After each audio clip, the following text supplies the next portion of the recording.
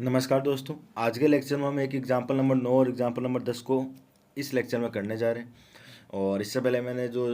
जितने भी इसके जो एग्जाम्पल थे आठ आठ तक वो मैंने करवा दिए अभी तक, है ना। तो मेरा कोडिंग आपको वो अच्छे तरीके से समझ में आ गए होंगे। देखो, मैंने आपको क्या बताया कि एक ही कंसेप्ट है सभी में, बस आप उसकी जो बाउंड्री कंडीशन है ना आप उसको देख लो कि अगर वो जो उसकी जो बाउंड्री कंडीशन दी हुई है, अगर वो बाउंड्री कंडीशन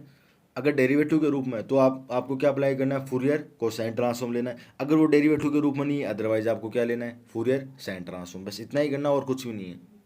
और कुछ भी नहीं है। और जो कैलकुलेशन का जो पार्ट है देखो वो तो आपको आना ही चाहिए, बिना कैलकुलेशन तो आप कर ही नहीं सकोगे। आपका इतना पता है कि डेरिवेटिव तो फूरियर कोसाइन लगेगा, लेकिन आपको कैलकुलेशन ही नहीं आ रही तो काई का बता, तो काई का उसका फ़ायदा। तो कैलकुलेशन का पार्ट देखो आपको आप पर डिपेंड है वो आप किस तरीके से करते हो, ठीक है ना। और मैं अपने अकॉर्डिंग पूरी कोशिश कर रहा हूँ आपको समझाने की, है ना। हर एक एक एग्जाम्पल को करा रहा हूँ, पूरे तरीके से करवा रहा हूँ। अब जब आप बुक में इसको देखोगे ना तो आपको ऐसा लगेगा यार क्या कर रहा है बुक वाला, कुछ समझ में नहीं आ रहा, बुक वाला क्या कर रहा है कुछ समझ में नहीं आ रहा, ठीक है ना। चलो स्टार्ट करते हैं क्वेश्चन नंबर 9 या फिर एग्जाम्पल नंबर 9 बोलता हूँ मैं ना। चलो एग्जाम्पल नंबर 9 मेरे को क्या बोलता है कि मेरे को एक फाइनाइट फूरियर ट्रांसफॉर्म से मेरे को एक सोल्व करना है कि इक्वेशन को यूज फाइनाइट फूरियर ट्रांसफॉर्म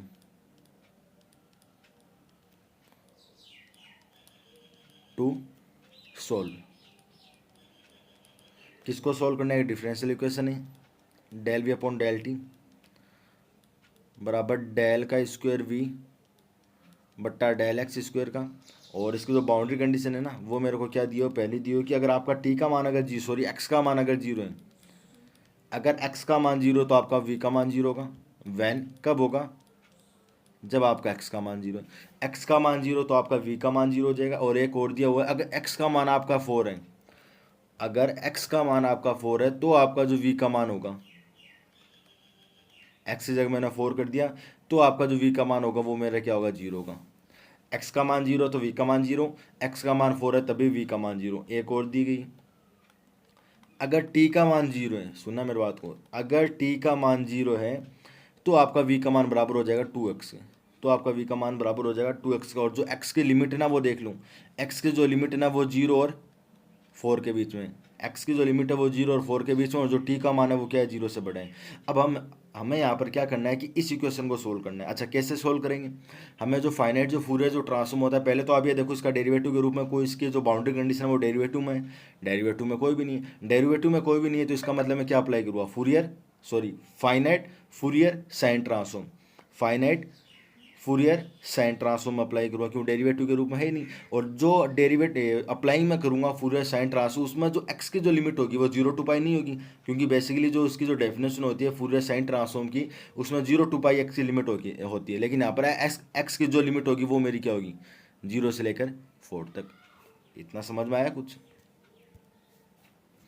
अरे इतना समझ में आया। डेफिनेशन जो होती है ना फाइनाइट फूरियर ट्रांसफॉर्म की, उसमें जो एक्स की जो लिमिट होती है ना वो जीरो से पाई तक होती है। एक्स की जो भी लिमिट होती है वो क्या होती है, जीरो से पाई तक होती है। लेकिन यहाँ पर थोड़ा ना होगी जीरो से पाई, यहाँ पर तो आपको दिया हुआ है कि आपका जो एक्स है वो जीरो और फोर के बीच में लाइज कर रहे हैं। एक्स की जो भी लिमिट है आपकी, एक्स की जो भी वैल्यू होगी वो जीरो और फोर के बीच में होगी,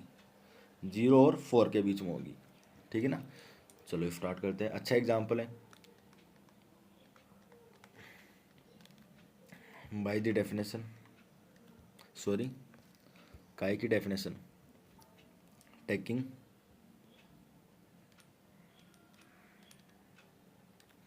फाइनाइट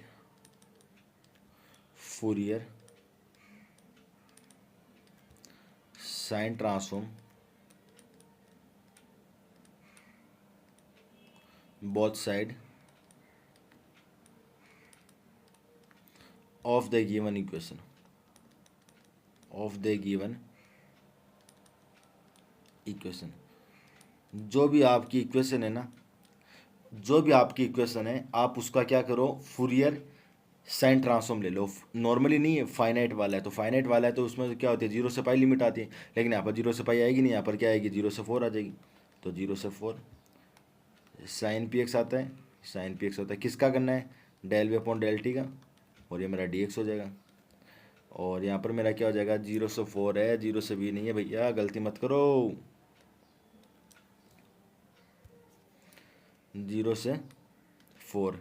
और ये भी मेरी क्या हो जाएगी 0 से 4 sine p x del square v upon del x square और डी एक्स। अब आप मेरी बात को सुनना, इस वाली जो टर्म है जो बराबर के उस साइड जो समाकलन है उसको तो मैं क्या करूँगा इंटीग्रेटिंग बाई पार्ट्स के द्वारा सोल्व करूँगा, यानी आइलेट की सहायता से। और यहाँ से देखो अगर मैं डेल अपॉन डेल टी बाहर लेती हूँ तो मेरा बाहर आ जाएगा डी अपॉन डी टी 0 से 4 साइन पी एक्स और वी है, देखो वी अच्छा नहीं लगता है, वी आपका किसका फंक्शन है वो लिख दो, वी आपका एक्स और टी का फंक्शन है, और ये मेरा डी एक्स हो जाएगा, ये मैंने लिख दिया। इस वाले टर्म को आप एज इट इज़ पड़े रहने दो, ये मेरा हो जाएगा साइन पी एक्स, ये हो जाएगा del square v upon del x square, और ये मेरा हो जाएगा डी एक्स। इतना एकदम क्लियर है, ठीक है। इसको आप क्या मान लो वी का बार पी ले लो, इसको आप क्या ले लो वी का बार पी ले लो, क्योंकि देखो वी का बार एस ले लो, सॉरी एस का मतलब मैंने साइन ट्रांसफॉर्म अप्लाई किया, और वी का बार में ले रहा हूँ तो वी का बार एस ले रहा हूँ, ठीक है। तो एस लेने के बाद मेरा क्या आ जाएगा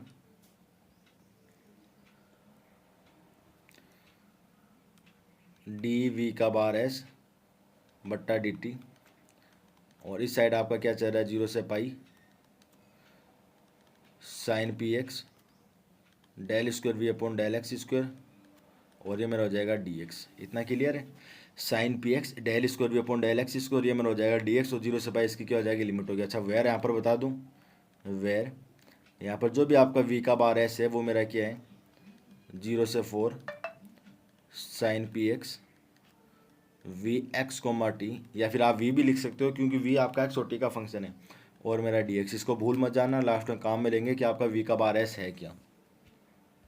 चलो अब आपका जो है सेकंड जो समाकलन है ना, इसको आप इंटीग्रेटिंग बाई पार्ट्स के द्वारा सोल्व करो यूजिंग इंटीग्रेटिंग बाई पार्ट्स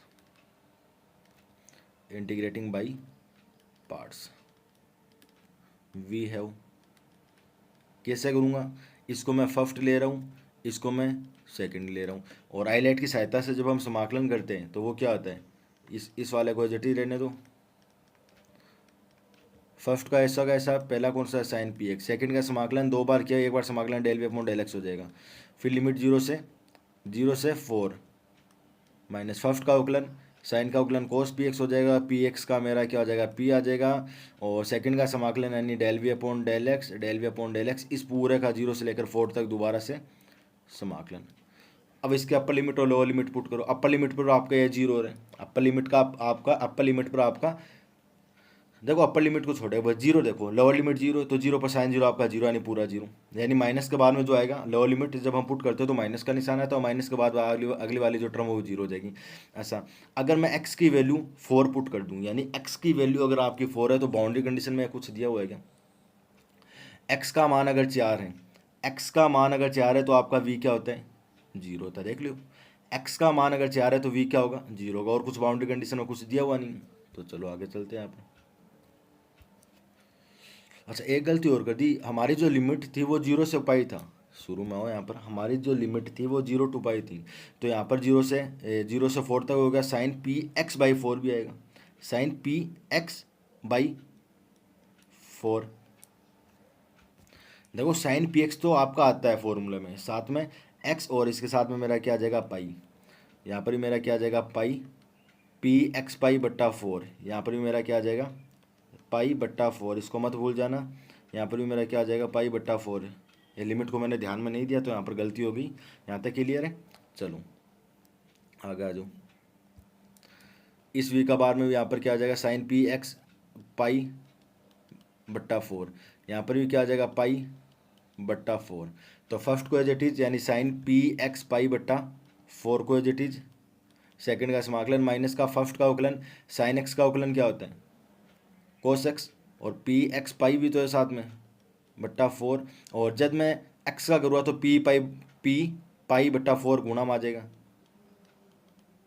यहाँ तक कोई दिक्कत नहीं, कोई दिक्कत नहीं। अब अगर आप इन एक्स की वैल्यू 4 रखती हूँ, अपर लिमिट देखना, एक्स की वैल्यू अगर मैं 4 रखता हूँ तो मेरा क्या हो जाएगा साइन 4 पाई पी, और नीचे वाला 4 से ऊपर वाला है 4 कैंसिल, तो ये मेरा हो जाएगा साइन पाई, और साइन पाई का मान क्या होता है 0। देखो साइन एन पाई का मान 0 होता है, यहाँ पर आप देखना साइन में कितने भी पाई हो, साइन एन पाई में बोलना चाहता है उसका मान हमेशा 0 होता है। कब 0 होते हैं, जब आपकी जो एन की जो वैल्यू है वो 1 2 3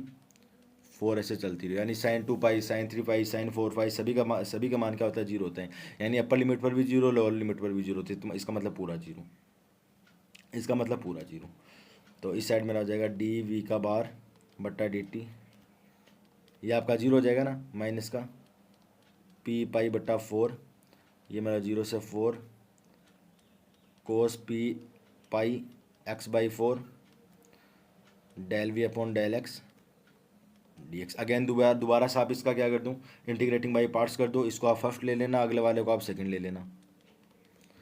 और इस साइड आपका ऐसा का ऐसा, बाहर में रखा माइनस का पी पाई बट्टा 4, फर्स्ट को as it is cos P pi x बट्टा 4, सेकेंड का समाकलन, ये मेरा वी हो जाएगा, ये मेरा वी हो जाएगा, ये मेरा 0 to 4 हो जाएगा,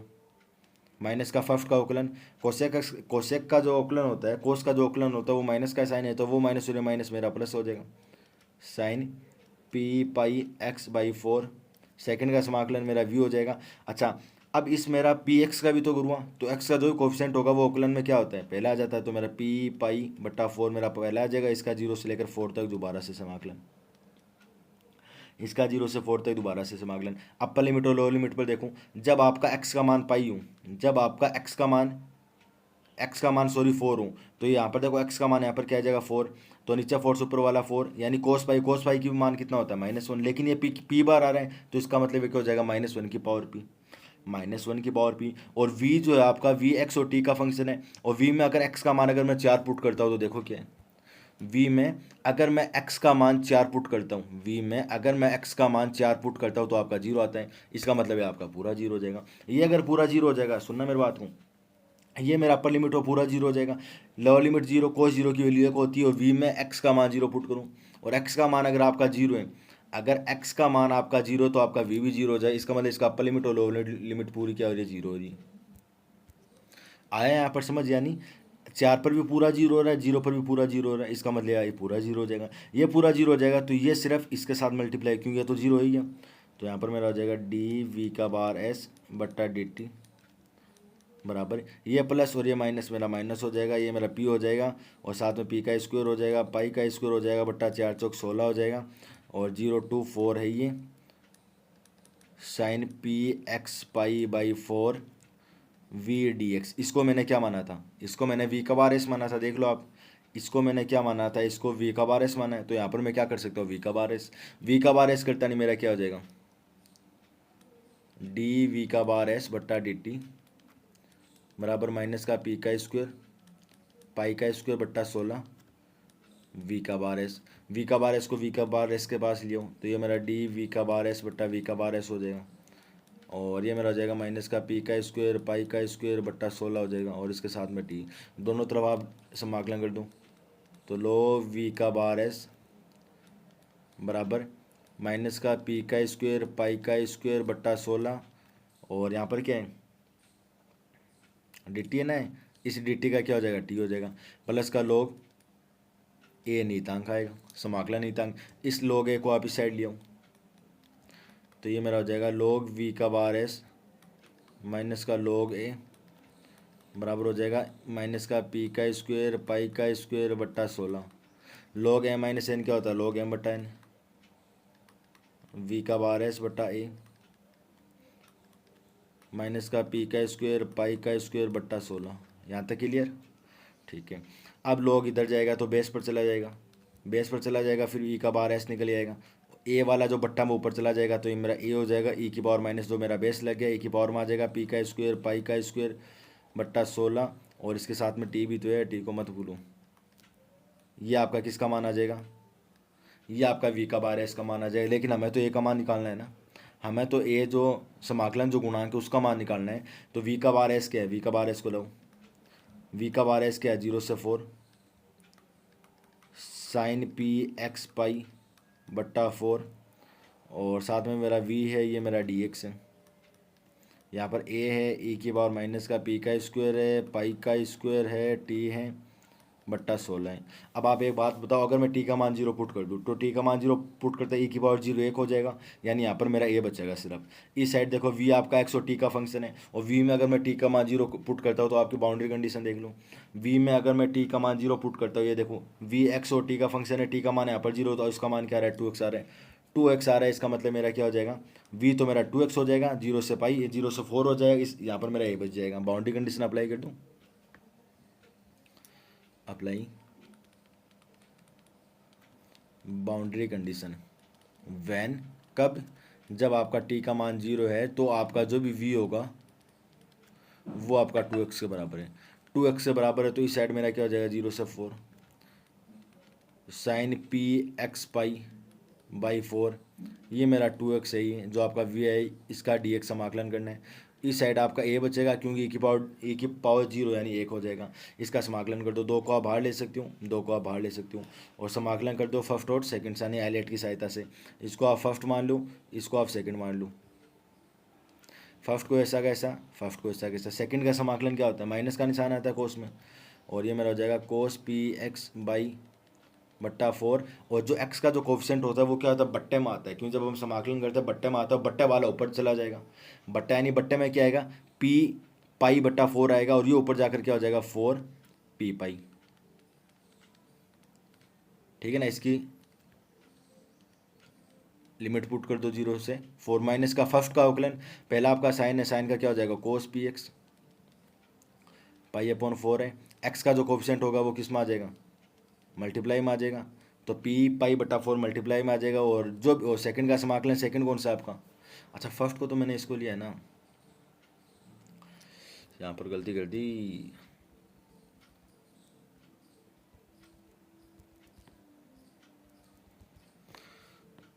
माइनस का निशान आता है फॉर्मूले में, पहला आपका कौन सा है एक्स, क्योंकि मैंने 2 को बाहर ले लिया था, तो फर्स्ट का अवकलन यानी एक्स का अवकलन 1 हो जाएगा। सेकंड का समाकलन, सेकंड आपका क्या है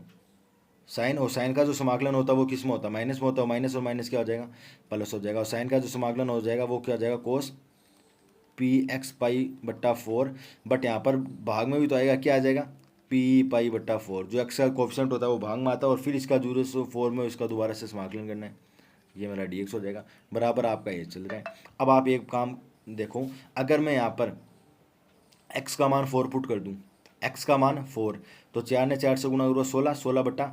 पी पाई हो जाएगा। और जो कोस पाई है यहाँ पर देखो कोस पी एक्स, यहाँ पर भी तो 4 है, इस 4 से ये वाला 4 कैंसिल हो जाएगा और कोस पी पाई हो जाएगा, यानी ये मेरा ये हो जाएगा, सुनना मेरी बात को, इस माइनस को आप बाहर ले लो पूरे को, इस माइनस को, एक्स को आपने 4 किया तो 4 और ये 4, 4 का स्क्वायर हो जाएगा बट्टा पी पाई हो जाएगा, पी पाई हो जाएगा। और ये मेरा हो जाएगा कोस पी पाई, कोस पी पाई कैसे, क्योंकि यहाँ पर मैं 4 गुणा 4 से 4 चला जाएगा। फिर लोअर लिमिट में एक्स, यहाँ एक्स 0 होता नहीं, पूरा 0 हो जाएगा, तो 0 को आप लिखो मत, 0 को आप लिखो मत, मतलब आपका इतना ही बचेगा। और इस साइड देखो ये आपका 4 ऊपर चला जाएगा, पी पाई आ जाएगा, और ये मेरा 0 से 4 हो जाएगा, कोस पी एक्स पाई अपॉन 4 हो जाएगा, और मेरा डी एक्स, इसका दोबारा से समाकलन करना है, मेरे 1 के बराबर हो जाएगा। यहाँ पर देखूँ ये 4 है ही, और 4 का वर्ग कितना हो जाएगा 16, और 16 दूनी कितना हो जाएगा 32, तो इस 2 को आप अंदर मल्टीप्लाई कर दो, साथ में माइनस का 32 भी तो है बट्टा पी पाई। और कोस पी पाई यानी कोस पाई की वैल्यू -1 होती है, लेकिन कितनी बार आ रहा है पी बार, तो हो जाएगा -1 की पावर पी, और 2 को मैंने साथ में मल्टीप्लाई किया। अब ये 2 इसके साथ में भी तो मल्टीप्लाई होगा, और इसके साथ में मल्टीप्लाई होगा, ध्यान से सुनना, इस कोस इसका भी तो मेरे को समाकलन करना है। जो कोस का जो समाकलन होता है वो क्या होता है साइन में, कोस एक्स का जो समाकलन होगा वो किस में आएगा साइन एक्स में आ जाएगा। चलो 2 को एक बार इससे मल्टीप्लाई कर दो तो ये मेरा हो जाएगा 4 दूनी 8 बट्टा पी पाई, और इसका समाकलन हो जाएगा मेरा साइन पी एक्स पाई बट्टा 4, और बट्टा में एक्स का कोफिशिएंट आ जाएगा यानी पी पाई बट्टा 4 आ जाएगा। लिमिट देखो 0 to 4, 0 में लिखवा तो साइन 0 0 होता है, और 4 रखवा तो ये 4 से नीचे वाला 4 यानी साइन पी पाई हो, साइन में हर कितना भी पाई हूँ, साइन में कितना पाई हो 0 होता है, यानी इसका अपर लिमिट पर 0 लोअर लिमिट पर 0, यानी ये पूरा 0, ये पूरा 0 हो जाएगा, इसका मतलब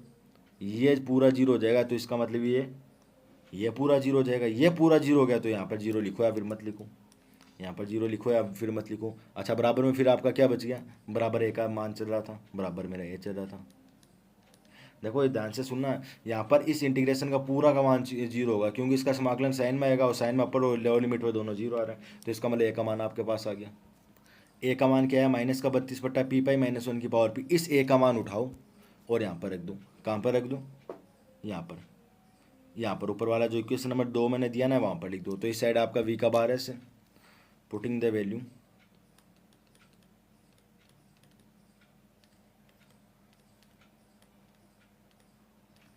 ऑफ ए इन इक्वेशन 2, समीकरण नंबर 2 में ए का जो मान है वो पुट कर दूँ। तो इस साइड तो आपका v का बार ऐसे, v का बार ऐसे, यहाँ पर आपका क्या है, ए आया था, ए का मान ये रहा मेरा -32/p पाई और -1 की पावर p और e की पावर माइनस का, e की पावर माइनस का क्या है, e की पावर माइनस का p का स्क्वायर पाई स्क्वायर/16t, p का स्क्वायर पाई का स्क्वायर/16t। अब इसी प्रकार आप इसका इन्वर्जन फॉर्मूला कर दो। इन्वर्जन में क्या आ जाएगा, जो फाइनाइट जो फूरियर होता है उसमें 0 to पाई होता है, साइन पी एक्स आता है और v का बार आता है और उसका डिप्पी के रिस्पेक्ट में उसका डेरिवेटिव हो जाएगा। इस साइड आपका v एस निकल आएगा। ये मेरे को क्या करना है, सोल्व करना है। सोल्व करना है। तो एक बार इस आप इन लेक्चर को देखना अच्छे तरीके से, और अगर समझ में आए तो प्लीज़ चैनल को सब्सक्राइब करना। बहुत बहुत धन्यवाद, शुक्रिया।